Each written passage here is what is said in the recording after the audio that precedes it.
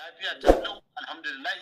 mun yi azzan amma Allah ya fitar da ni lafiya lau yadda na shiga motar na haka na fita na taho daga cikin gari zan zo airport wallahi wani ibtila'i ya faru wani mai mota ya zo gitta mana muna cikin tafiya to alhamdulillah dai mota ce ta ragargaje amma ni ka ganin ras a wani gari ne wasu Abuja ne na taho daga cikin gari zan zo airport wallahi wani mai mota ya zo gitta ya zo da gudu ina ga shi ma yana sauri shine ya zo gitta mana shine aka samu wannan azdan shehe mota kucce ma direban ta fada hanyar ruwa kamar dai alhamdulillah wallahi yanda shiga motar nan haka na fita kalau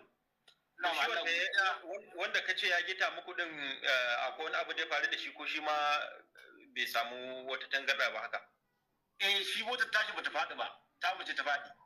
ta mace ta murgina ta ƙara murginawa ya ta tsaya a wannan hanyar ruwa to ni ne a sama alhamdulillah na bude kofa na fito direba na ma alhamdulillah shi ma